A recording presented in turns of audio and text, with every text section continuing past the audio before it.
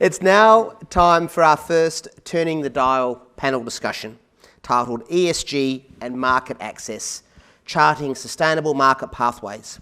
And it's going to be hosted by Mary Phaeton. Now, please welcome Mary and also our other panellists, Larissa Taylor, Doriana Mangalini and Kathy Oates to the stage. For those who haven't had the fortune to see Mary at work, you're in for a treat. I think she's one of the best panel hosts that I've seen, certainly here in WA. She does amazing work. And she is highly sought after in this role. She's formerly a producer of news and current affairs radio at the ABC, but she now focuses on climate-related events and conversations, which is a fantastic leadership area that you're really charging, so well done. Mary is the founder of WA Climate Leaders, Inc., a cross-sector network that drives leadership in Western Australian business and industry to accelerate emissions reduction and climate action. Over to you, Mary. Thank you so much, Josh. I don't think anyone has ever taken the time to introduce me so thoroughly. Thank you. I really appreciate it. And thank you so much to the team behind Turning the Dial for inviting me back this year as well. I thoroughly enjoyed being involved last year. Tristan, thank you. That was really interesting and, yeah, it was really thorough. Thank you so much. I would like to introduce the other panellists before we start talking. Doriana Mangalini is the business manager at Carnarvon's Sweeter Banana Co-op since 2005. Kath Oates is Deputy Chair of Wine Australia and Chair of its Sustainability Advisory Committee and owner of Oates Ends Winery in Margaret River. She said she's very happy not to be on a tractor this morning. So, and of course, Larissa Taylor, who is Director of Savoir Consulting, very well known to the room, I'm sure, and probably the most informed decarbonisation expert for the ag sector in this state. So I'm really pleased to have this conversation with all of you. I want to invite Doriana and Kath, first of all, to respond to what they've just heard from Tristan, because, you know, you do have these engagements with retailers, and I'd love to know what spoke to you in your particular business. Doriana, I'll go with you first. Yeah, thank you. It was great to get a dose of reality on the retail landscape. It's funny, I had a conversation with one of our retailers that we work with and supply one of the majors and indirectly supply all of them. But we're looking at our packaging, so we're reviewing that. We started a project. We've invested quite heavily in doing some trials, getting some consultancy on board. And I'm meeting with our retailers next week at Hawke Connections to start the process of engaging them that. And the first thing he said to me, well, it's got to be cheap because you're in a commodity category and people aren't going to pay more. So I think that's one of the key challenges, that as producers we're really trying to do all the right things whilst still maintaining the same low cost, because at the moment the number one issue in Australia is cost of living, and people are concerned about prices, particularly retailers, and they don't want to see anything that's going to push that price up. So yeah, I find it really interesting as well, the efforts that some of the UK retailers are going through, which are really engaging with consumers, and we haven't seen that at a huge level in Australia yet, and I'm hoping that will be the case. I'm talking about things like, whole of crop purchase or more of crop purchase, so they're taking on some responsibility for some of the waste that is created because it's not suitable for on-shelf sale, but is naturally occurring as part of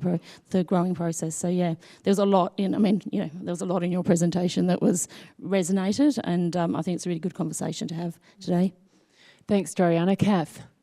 I'll probably speak more generally from a wine industry perspective rather than my own. And I think probably just tuning in on the consumer conversation. I mean, the sustainability conversation with consumers is something that the wine industry is fairly mature with and we take very seriously. And that can go for a reasonable sized producer. I mean, most producers in Western Australia are medium family businesses, but almost all of those producers would deal directly with consumers on their own property at cellar door, but would also be exporting to Scandinavian countries, UK, US, and also dealing with the retailers within Australia. So it's a really complex discussion for us to have around sustainability, and depending which market you're in, the more important or less important that actually is. But I think it is a really interesting one, and I saw some research just recently that Wine Intelligence did for Wine Australia, which for the first time ever we actually saw not just a purchasing decision from sustainability. So we've always known that there is a potential for a consumer to choose a more sustainable product as long as they're the same price. So there wasn't actually a price difference there, but for the first time we've actually seen consumers willing to pay slightly more for wines that they know are authentically sustainable, so actually have a certifiable sustainability mark. I think that's probably led the wine industry to really kind of gear up in this area, and there's a lot of focus at the moment on our national sustainability program, Sustainable Wine Growing Australia, because we think that authenticity piece is the absolutely critical point of the discussion here. So we're doing a lot of work in that area, and I think that's pretty critical. And there's probably a lot of other things we can talk about, but further in the... Thanks, Kath. Larissa, what was your the strongest points that came out of Tristan's presentation for you with the angle that you're taking on all of this? Tristan, I loved listening to you. I've been lucky enough so sitting on Noongar Budja, I'd like to acknowledge that first, and coming into the room, a deep sense of comfort and inspiration about the skills and the capital in the room that are already transforming our food systems in Western Australia. Looking at you, Josh, so you and I collaborated in 2007 on the Floriat Primary School Kitchen Garden program. So I think reflecting on your presentation, Tristan, was around Australia at the moment there are tough, necessary, inspirational, slightly confused conversations going on around sustainability and food systems transformation, but I observe that they're not joined up yet.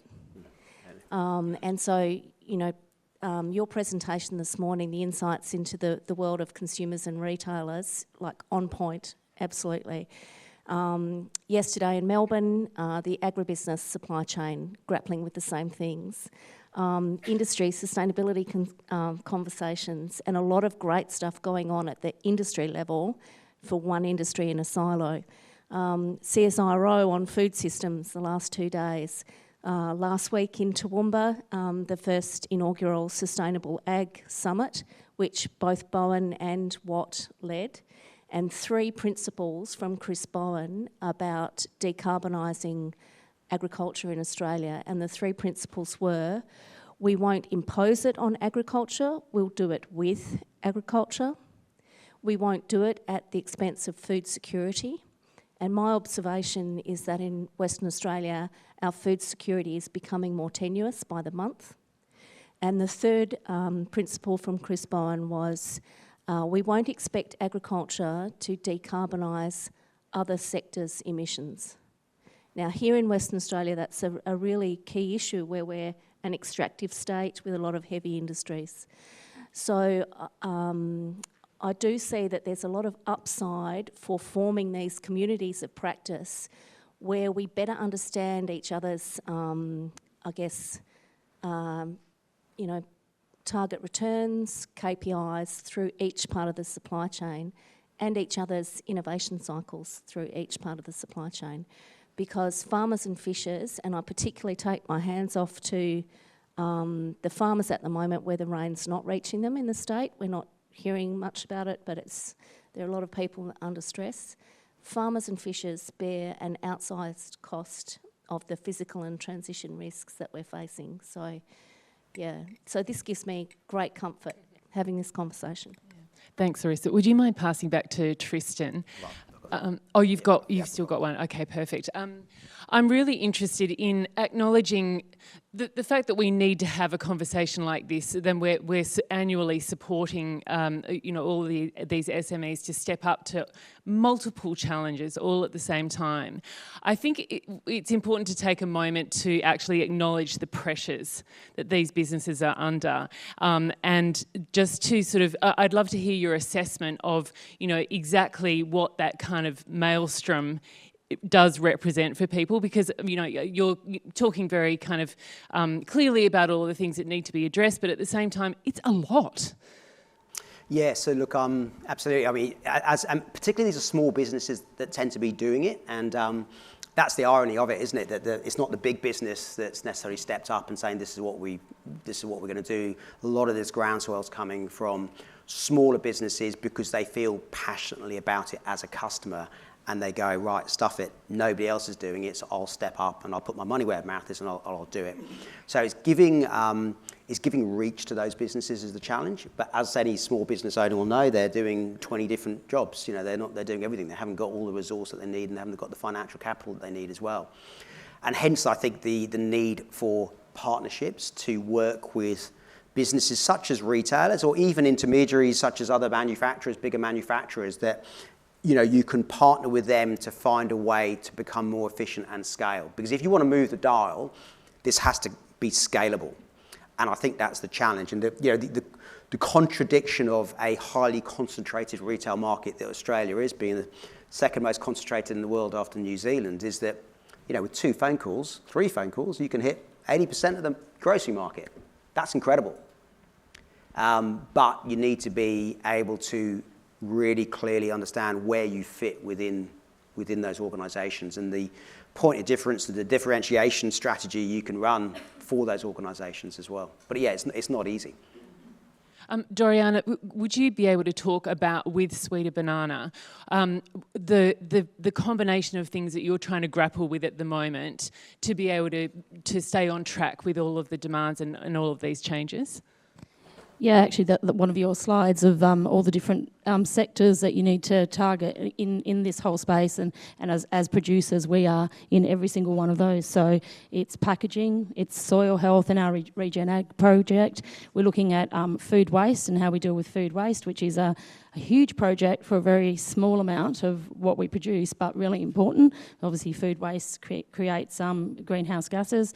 So it's across every single. It's packaging, it's water, it's every single part. It's sustainably growing, reducing the impact of chemicals and fertilisers. So it's across every sector, and it's almost every single thing that we're doing is a project in itself, but we're not being paid any more money for it, so it's got to come off the bottom line.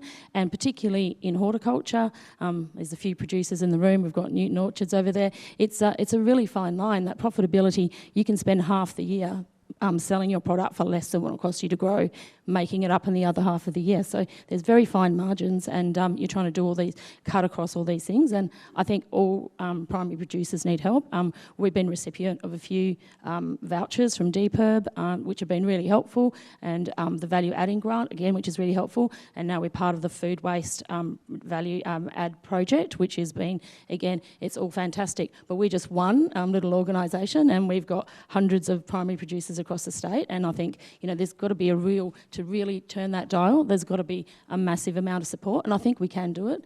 But challenges and things like we're producing frozen bananas now, and we're selling them into the wholesale market. We're working with a retailer, but most frozen bananas coming into Australia are imported, and we're being asked the price we can do them for is less than the retail price of our fresh bananas if you take away the peel, but it's not good enough because we can import Vietnamese frozen bananas at half that price, and we can't compete with that. So how do we shift the dial on that? How do we get manufacturers, bakers to start using our products in Australia instead of importing? But it's just, we are throwing away perfectly good to eat fruit whilst importing somebody else's waste from another country, and that's the kind of dial shifting we really need to do. So let's stick with that then. Do you have a clear solution in your mind about what needs to happen that just needs to be accepted and enacted? I think marketing and shaming people perhaps a little bit into, because when we go into the fresh produce section, people pick up, they want, every single retailer in Australia will proudly display, 98% of our produce is Australian, and everyone feels really good about that. As soon as you move away from fresh and you're into the frozen or processed or, nobody's reading those labels, and you don't have time. So how, we all had to throw out perfectly good packaging to because we had to put a Australian grown label on it because there was this deadline, and it didn't matter that there was, for example, no bananas imported in Australia. We had to waste all this packaging to put this little label on there. And then there's a whole bunch of manufactured foods where it's exempt because it's too hard for them to do that. So, I think probably marketing is one of the things, but there has to be something coming out of this whole carbon economy where people can sort of account for the fact that the products they're using are coming from other countries that maybe don't have the same standards. We have the most regulated industry in the world, I think, in terms of horticulture. We are audited on every aspect of our business, from environmental, ethical sourcing, everything we do, food safety is audited, accounted for. We are very sustainable in the way we extract water and all those things. And yet we can import from other countries that, don't have those standards, and that's the kind of dial shifting that needs to happen. And yeah, I think consumer education is really important, but it's a long road, and I think it's not just our industry that's going through this, it'll be every single producer in this room. Yeah. Mary, just to comment quickly Yes, on that, go because ahead. you raised a lot in there. If you look at what Jeremy Clarkson, anyone's watched Clarkson's Farm? Yeah? What he has done for UK agriculture in terms of consumer awareness, most farmers, sustainability people in the UK would hate Jeremy Clarkson, driving around gas-guzzling fast cars, arrogant, whatever. He has put UK agriculture on the map. And he has now got UK consumers empathising with just how tough it is being a farmer. And having celebrities, and here's a role for you, Josh, to educate and get consumers to be aware. And I agree with what you say. You look at fresh produce or even retail. When I first came out in 2005, so 20 years ago I came out, Australian retailing was 10 years behind the average around the world, yeah? That's why so many Brits came out. It's now probably the best. It's up there. Produce quality in Australia is way above where the UK is, way above. But what we've done is we've that normal distribution curves there, and we've said, right, that's what we're going to take. That's our crop utilisation. Over time, we've educated the consumer to be more specific, more stringent. The retailers want to differentiate. My quality's better. My potato's perfectly round instead of a little bit wonky. It tastes the same. There needs to be an education piece that says we can actually move these out and take that shoulder crop in and say it's perfectly good. The quantity, 30% of all food is wasted. It's enormous. And not only if we did that is it right sustainably, it would be cheaper for consumers. We would fight the cost of inflation, the cost of living. So there's a number of things. And just one final point what you raised about, I'm doing all these things as a producer, and therefore I deserve to get paid more for it. Absolutely you do, but you probably won't. And the point here is that what else can it give you with a retailer? Can it improve your terms in other ways? Can it give you access to people that you wouldn't necessarily get access to? Would I get support for my frozen bananas to be ranged in a major supermarket? So you're not getting necessarily a monetary benefit, but you're getting an access benefit or relationship benefit. So it's about being sort of, sort of thinking laterally around what other ways can you get value that may not be just in terms of the cost price. Thank you. It's interesting that you mentioned Jeremy Clarkson. There's a podcast called Outrage and Optimism that is probably the biggest climate podcast in the world, and they were talking about him the other day. Slams him or supports him? Supporting him because, and they were very conflicted about it because they were saying that, he'd been a climate denier, but on a recent podcast he'd actually turned to the camera and had a moment of saying climate change is real. Based on his experience as a farmer. So, there are multiple benefits to having someone like that communicating with an audience as well, you're right. Kath, I want to go to you and ask you the same question about the experiences that are, the kind of combination of experiences that are happening. I don't know whether you want to talk about the industry more broadly or about your personal experience, but the kind of all the balls in the air that you're juggling at the moment, that we just have to get through this phase. Yeah, look, I think I'll talk more generally because I've always been a sustainability person, so I think I'm doing okay. But from an industry perspective, I think that compliance burden is the big issue at the moment. The Australian wine industry couldn't be in a bigger storm at the moment. I know ag's doing it tough, but wine's doing it particularly tough. And we have this conversation where there's an expectation in the supply chain of these ever-increasing compliance of growers, and that's, and we have some really significant growers in inland regions who are doing it particularly tough. And this expectation that they're feeding wines into Treasury Wine Estates, the big companies who now have reporting requirements for carbon as well as sustainability. And these guys will say, it's really hard to be green when you're in the red. I mean, where do you find the money to do this? So I think it's a really interesting thing. I think sustainability initially in the wine industry, we've been doing it for a long time, and it was very much originally a grassroots approach, and it was people who wanted to be sustainable because they knew it was better for their property. They knew if they did it well, they could save costs, and really just a grassroots movement. And the program that I mentioned sort of came out of that, mostly out of McLaren Vale. And a group of really passionate producers who wanted to prove what they were doing. So we sort of have this grassroots approach, very much focused on the environment. And what's actually now happening that we see is actually the push is now coming from above. So it's now supply chain pressure. So the challenge for an industry is to take we really want to use a single program approach. We want a program that meets the needs of not just the domestic market, but the international market. And if you're a tiny producer like me, or you're a huge grower in the Riverlands, you can be an accredited member of this program, and it will meet the needs of your supply chain, whether that supply chain is Treasury Wine Estates, whether it's someone local that walks into your cellar door, or whether you're selling into the monopolies in Sweden or the Nordic countries, which have by far the most stringent sustainability requirements in the world. So, there's a real complexity there. How do you build a program that meets the needs, quite complex needs, but is also affordable and it's doable and it's approachable and people can manage it? So that's where we are at the moment, and that's really where the focus is.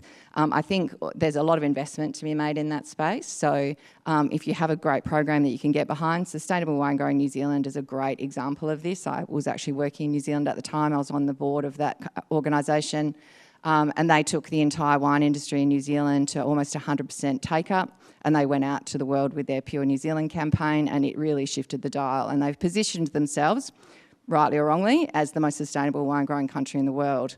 So that's the challenge, and that's what you can achieve. But I think at the moment it's really difficult. I think absolutely there's really conflicting needs on farm, particularly for small organisations, and that compliance. So we often talk about the Holy Grail at Wine Australia about value-added compliance. So if people have to do compliance, let's add some value there. And so really looking at the moment on tools, developing tools. So we've just done the roadmap to carbon zero for the wine industry, and out of that, we're really, one of the key things is we really need to develop a whole suite of tools to make it as easy as possible for producers to sort of get on the bandwagon, to meet their requirements, and to make it as low cost as possible. So that's our holy grail. That's what we're working towards. Yeah, it's amazing. And your emissions reduction roadmap, your goal is 42% reduction in emissions by 2030 on 2021 levels. Though. On 2021 levels. And look, that's been such that's really shown the issue with carbon reduction in an ag industry. So if you look at the three top ways to significantly reduce our carbon emissions within the wine industry, and that's capturing scope 1, 2 and 3, we don't control two of them. So the big one comes from the actual electricity grid being decarbonised, which we don't control. Of course, we can have on-farm generation, and we can replace, vineyard pumps, etc., with solar. So a lot of wineries are really trying to shift onto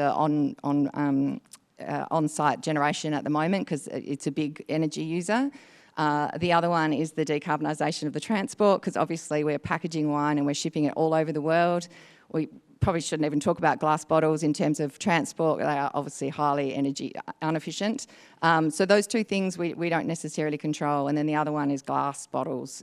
So that the glass bottles are our thing that we need to resolve in the wine industry, and that's a whole nother discussion because that's a consumer marketing piece. But they're the key ones. But out of that work, it's been really valuable. It has actually generated a whole lot of really usable tools and guides for the wine industry just to assist everybody on their own properties to just how to start that process and how to bring that down. So, but we have now come out with targets. So. Yeah, it sounds like great support. Larissa, I want to go to you particularly on what Tristan was saying about the mandatory reporting requirements that come in as of the 1st of January next year. And you've talked about how sustainable finance and mandatory risk disclosure should be something in the toolbox, not something to be afraid of. I'd love to hear you expand on that a little bit more. Yeah, thanks, Mary. I'm in awe of what the wine industry's done, Kath. Long way to go. I know, but you moved early, and the power of a whole of industry response that's proactive, hugely powerful. So, yeah, good on you. So mandatory climate risk reporting, it feels like a tsunami is coming, and this is bigger than the GST. So over the next 3 years, the majority or the certainly the larger part of the Australian economy will have to report on their emissions in a forward-facing manner with robust transition plans against 2 global warming pathways. So that is a very large commitment. And I'm anxious, particularly for the small and medium part of the economy, that this will just feel like a tsunami of green compliance. And we don't have a strong public narrative for the environment here in Western Australia, I find. It's certainly in the media. And so I would like to encourage everyone in the room not to think of this as green compliance. Think of it as an opportunity to future-proof your business. We will soon have the first national sovereign climate risk assessment available by the end of the year. We've got the first pass of the inaugural National Climate Risk Assessment already published in April. Strongly encourage you to have a look at it. Food and agriculture is in there. And we are all going to have to plan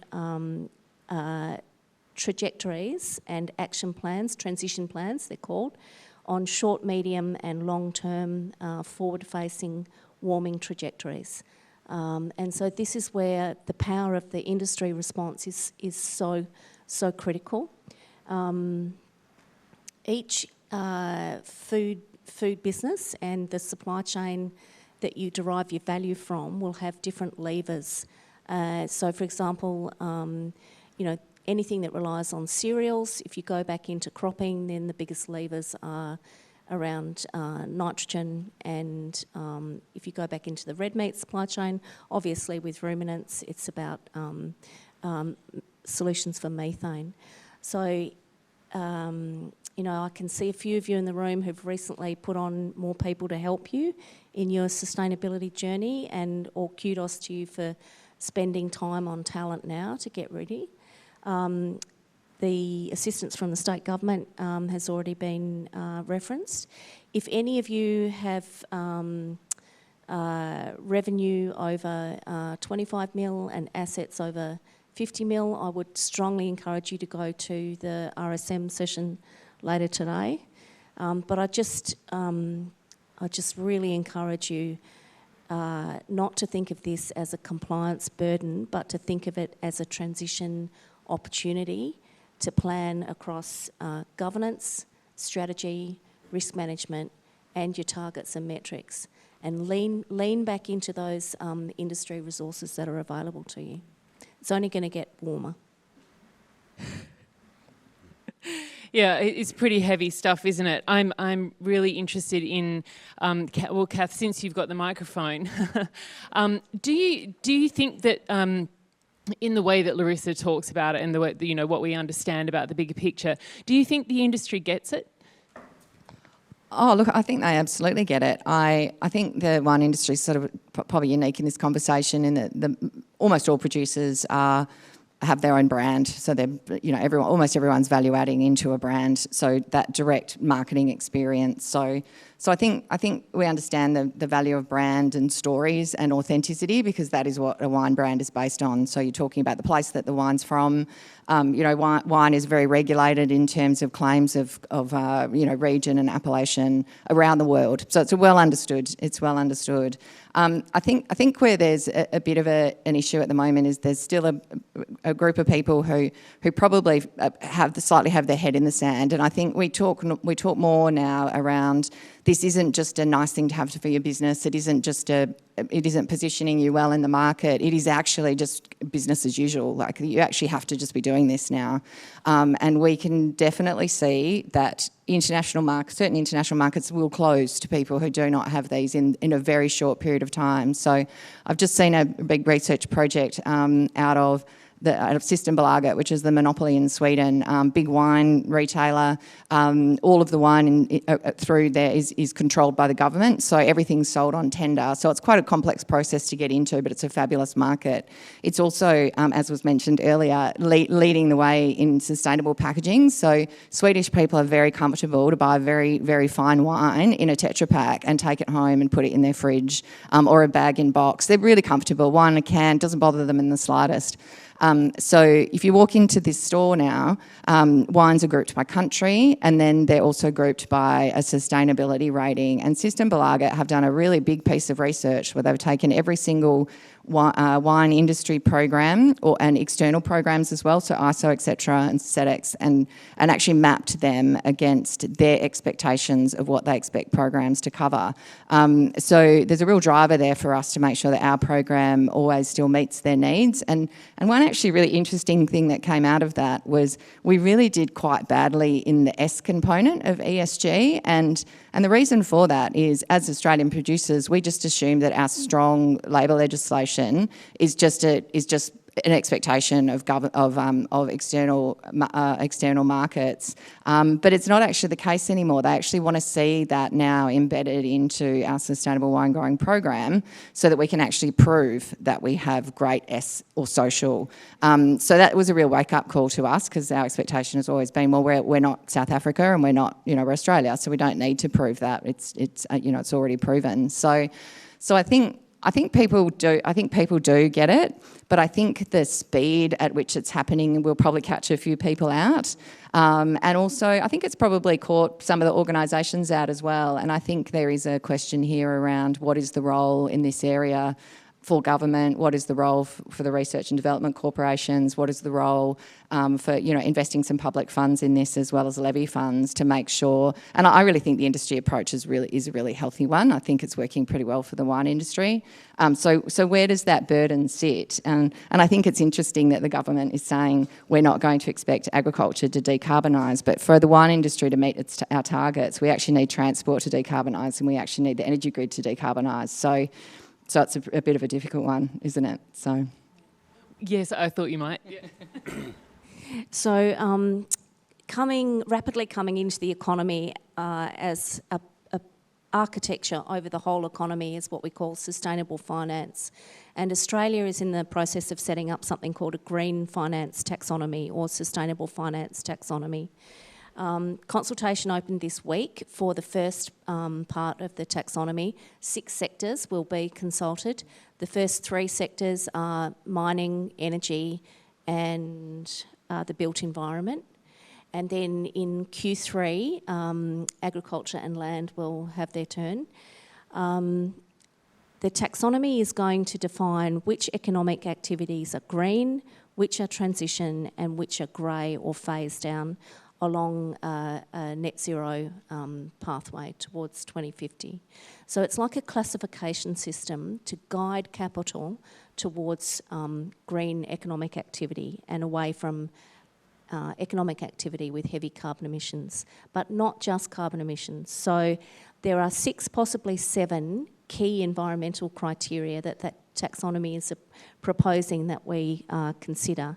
And I just want to read them out to you, and then you can check it out on the Australian Sustainable Finance Taxonomy website.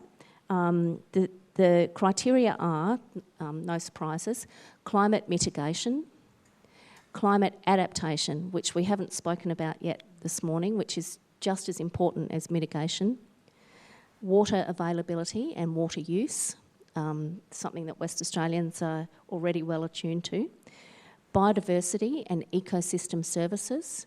So this is the nature piece in our economy, which we're only just starting to come to terms with. We've got a lot of work to do here. Pollution prevention and control, circular economy. Here we are with our community of practice in Western Australia already deep down along this path, so that's pretty exciting. And then soil health, which actually wasn't listed on the launch stuff this week, but it was listed in the methodological design work at the end of last year. So these are the things which are coming through the financial system, which financial standards and mandatory sustainability reporting is going to focus on to shift capital towards green impact. And a lot of our food supply chains are doing amazing work already on a number of these ESG indicators. So we all have to kind of sharpen our pencil and lift our game to understand what is it that the financial system and our banks and our investors are going to expect of us to be able to respond to shifting the capital towards net zero. Thank you. I might go to Tristan. Yeah. Just a quick comment just to back that up. So just from a private equity space, that some of the PE firms that have institutional investors like super funds behind them, when they set their ROI hurdle rates, it's actually lower for businesses that have certain sustainability credentials. So, for example, Rock Partners, who invested into Flavorite, the glasshouse tomato business, that was classed as sustainable. So actually, they can get a lower rate, and actually that works better for the producer. So PE is actually starting to put their money where their mouth is from their. By how much? I don't know why I should. Significantly, almost half. Yeah.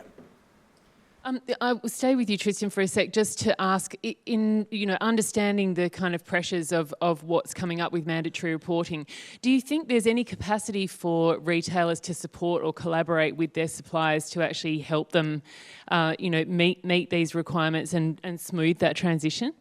They'll absolutely have to, because you look. Why would Tesco, Sainsbury's, Waitrose all step up and do what they're doing if their supply base was capable of doing it themselves? And bear in mind, in the UK, you've got much more industry consolidation, so you've got much bigger suppliers. They're multinationals, a lot of them, whereas in Australia, it's a very long tail and it's highly fragmented. So there'll be even more support needed from the retailers if they're going to be serious about getting those Scope 3 emission targets met. So I think, they just don't know quite how to do that and how to navigate that space. But it is all happening behind the scenes, I'm sure. I wanted to go back to the kind of understanding of the nexus between what consumers want regarding sustainability, but with reduced discretionary spending. And I wanted to go to you, Doriana, on this, because you've got a packaging. You're packaging bananas, right? And there's been struggles to communicate that with consumers as well. And it is really strangely at that nexus of managing food waste, maintaining sustainability, and keeping something affordable for customers. Can you tell us a little bit about that story? Yeah, well, the Carnarvon sweeter bananas, the Carnarvon bananas are much thinner skinned than a conventional Queensland banana. And so the issue we have is that without packaging, we don't have a market. So the cooperative was formed to try and combat the cheaper, more mass-produced Queensland imported banana because we weren't competing on price, on scale, all sorts of things. The size of our cooperative is the same size as sort of one medium size or small grower in Queensland. That's our production level. So, and within that we've got 20 farmers. So, we couldn't compete. But the packaging enabled us to deliver a product that was suitable for retail sales. So we're in Coles, Woolies, Aldi, Costco, all of those markets. And without the packaging, we just get too many skin markings. Just as an example, we supply people that do food boxes, and they were taking our loose fruit, because obviously you don't need packaging to go into those food boxes. But they have just recently asked us to send it in the bag because there's just too much marking that is occurring on the journey that is just not looking great when they get to it. The ironic thing is that a Queensland banana is also packaged, but the consumers don't see that. So we use reusable crates, so we don't use single-use cardboard cartons. A Queensland banana will have a single-use cardboard carton, and inside that there'll be a giant plastic bag, and in between all those hands of bananas there'll be sheets of plastic to stop them from rubbing against each other on their journey to their market. So there is actually more packaging in that than what we use, but of course it's not on display to consumers, so we are dealing with that. But the packaging has enabled us to reduce our waste by about 60%. We were literally throwing out 30% of the bunch in the paddock to try and make them grow bigger. Then we were getting rid of about 50% when it came to the packing shed because it didn't meet the spec. And then we had massive on-shelf waste. So every time we've done a trial with a retailer, and occasionally we do, they say, hey, let's try some loose fruit. And then after about 4 weeks, they just go, no, you're like 50% waste, we can't carry that.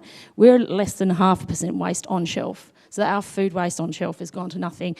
Through our education with consumers on the fact that we've got smaller bananas, we get more skin markings, but they still taste good. It's just a superficial marking, and dealing directly with consumers, going to the Royal Show every year and talking to them, we've been able to increase our first grade up to about 95% of our production, which is just unheard of in bananas. You go to any Queensland packing shed, they'll literally be throwing out 30 to 40%, and the packaging has got us to that. So we have this great story on saving food waste and having very small amount of unusable bananas, but it's killing us because we're in a plastic bag. So it's a really tricky one, because there's just such, if I could, every time I speak to a consumer or they write to us and complain, I explain that and they go away saying, thank you, I'll keep buying your bananas, I understand. I guess the issue really is plastic packaging is in so many places. Every single aisle of that supermarket, if you're in, you want to buy undies, you want to buy bathers, you go to the frozen food section, every single place in the supermarket there is packaging, but horticulture seems to be the fall guy. Horticulture seems to be the guys that are picked on, literally the lowest hanging fruit. And the only reason we use it, there is no reason, with our margins, if we could find a way to do it cheaper, there is no way we'd be packaging, because we have to weigh our cost of labour, weigh every single bag, put a little clip on it, buy the packaging. It is a hugely expensive process, but it's the only way we can sustain our business.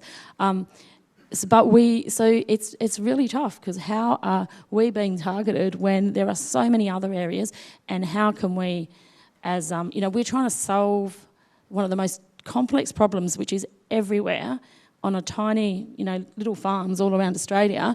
You have multinationals, you have big retailers, you have hardware, you have all these industries using plastic. Why isn't there a bigger conversation about really circular economy and recycling, and understanding that maybe plastic packaging has its uses, and how do we actually capture it and recycle it, rather than have this problem, because it's never going away. We could get rid of our plastic bags, we would not sell any bananas, but it's still going to be out there in every other, and behind the scenes, and at the back of store, and in every single sector. So yeah, it's a really tricky one. We're working on it. We're trying all sorts of things, but it's finding that something that does the job, that doesn't collapse or fall apart before it gets to the consumer, is affordable, because we can't add an extra 50 cents onto a kilo of bananas. That's not going to wash in the current economy. And how do we do all those things and tell that story? So. Plastic reduces food waste. That's the issue, and that's not. The narrative of that can be unsavoury at times. Every single premium product you had on your slide was packaged. Yeah. Yeah, that's right. And I do just want to ask you one further thing on that, which is how supportive you felt by the retailers to try to find a solution to that problem of communicating that to customers. Look, they have hundreds of suppliers, and we're a very small one. So. There are different, retail. Coles is not just Coles. There's a sustainability team in Coles, and if I go and talk to that team, they are fully. That's their journey. That's their mission. There's also a buying team, and their journey and mission is, how can I get this product cheaper to my customers, particularly in the current light. So, different people, we've spoken to one of our major retailers about doing the frozen banana. So I'm getting really good. That's a fantastic idea. It's really positive. Here's a frozen foods person you need to speak to. Yes, start at square one. Yeah. Never heard from them. So yeah, look, they're big businesses. So it is. They are understanding, especially the technical teams. They understand, for example, that compostable packaging is a great story, but does it really deliver emissions reductions? Does it deliver, what's the issues if you don't compost that packaging? Because it's actually greater than having plastic in terms of emissions. So they understand all the realities of it, but they also have that customer-facing thing. So, yeah, I don't think they really have a great handle on what to do. No, and it's either. interesting. It's just only a couple of years ago, you had the big two were going in opposite directions. One was pro card, well, let's say pro plastic, because it's reduced food waste and it was better for the product, and they'd netted it out, done the calculations, said actually plastic's better. The other retailer went down the card route because consumers understood that better, because they thought, well, card, trees, timber, sustainable, that's a better narrative with the consumer. And they went in opposite directions, and it did leave the supply base going, hang, are we going left or right? What are we doing here? So that just demonstrates the level of confusion. In the last 5 minutes that we have, I want to ask you, Tristan, to expand on retailers needing social licence and really hearing from everyone on the panel on what that represents for them. Can you talk a little bit more about why and what that needs to look like? Yeah, so look, I think particularly in the current environment, and you look through history. Every time there is a cost of living crisis, the number one segment that's going to get bashed over the head is the grocery retailers. And actually, this is true inflation. There is inflation there, and the narrative that's coming out of politicians, which is to say, well, we're seen to do something about it, is difficult. And the retailers now, given they are front and centre in that conversation, have to step up and demonstrate their social licence credentials, that we are good corporate citizens, we're doing the right thing, we're listening to our consumers, we're engaging them, and this is the evidence of it. Because they know, economically, if they don't do that, consumers will switch and they'll buy elsewhere. So they have to engage, and they should engage as well. But it's it's the tall poppy syndrome. When you're up there, you're going to get a lot of attention. Doriana, do you have a sense that you have the capacity to offer social licence to your retailers? Yeah, I think we're in a great position too with all the projects that we are doing, and also with bananas being such a big sector in Australia. It's the number one fruit consumed in Australia. I think it's the number one in fruit and vegetables in terms of volume, not necessarily value. Berries have got one over us on value. But in terms of volume, and it has the highest waste. So I think that anything that we can do that can prove we can reduce waste, we can reduce packaging, I think that is a really big tick for them. So, but it's pretty hard work to, you've got to win over quite a lot of people in the supply chain to get to that point. But yeah, I think it is a great opportunity, and I think with you, we have to, you can't be pushed. You have to get in and get ahead of all of this stuff before it happens. It's just that it's an awful lot to take on as, there's, I don't know how many primary producers are in the room today. I can see Nick there, but, we need to get every primary producers to forums like these out in the regions to start to really bring along the understanding, because it's a huge change that's coming, and it's going to take a massive change in mindset to make it happen. Yeah. Yeah, absolutely. Take the mic, Clarissa. We really need to help you guys make sure that you have all the tools that you need and that you feel supported by your supply chain, because the pressures, the economic pressures, but the social and mental health pressures are really starting to ratchet up, and we shouldn't shy away from incorporating that S into our strategy. Particularly, we're isolated in Western Australia. Even though we export most of our food, we import 60% of our processed food from the east. We have the opportunity to come together and powerfully make a more circular food economy here, which looks after those who don't have access to nutritious food or can't afford it. Yeah, so anything we can do to support producers, weigh in. I'll just go back to Kath on social licence, because I wonder whether you feel is that a sense of empowerment for the industry, or is it just another burden? I think it's ironic finishing the social licence conversation on the alcohol industry, but anyway, that's okay. Look, I think social licence is obviously a big thing for the wine industry. We do produce alcohol, and if we link that into the sustainability discussion, we are in times of drought. We're producing alcohol on country in the inland regions of Australia with water, which is a very precious resource, which could be producing food. So it's quite a complicated conversation for us there.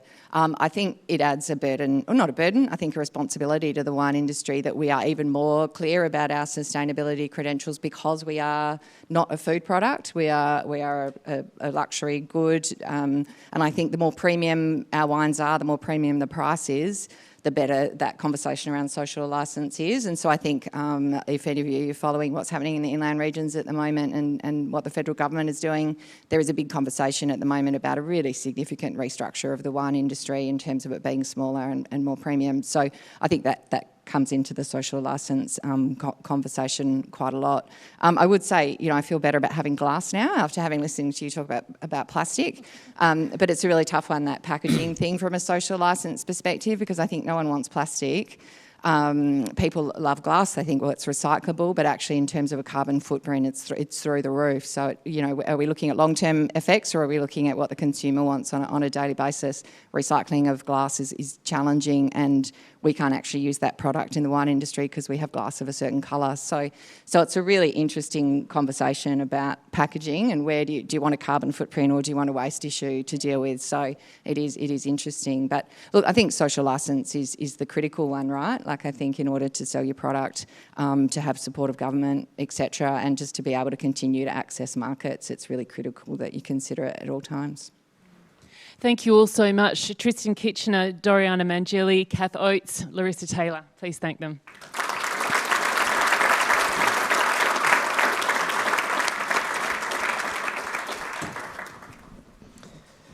Well done. What a fantastic panel discussion, and a number of key things have been brought up that I'm sure will be unpacked further throughout the course of the day. And looking forward to having Mary Faden back on stage a little later, hosting the other panel discussions, which are such a rich part of this Turning the Dial experience.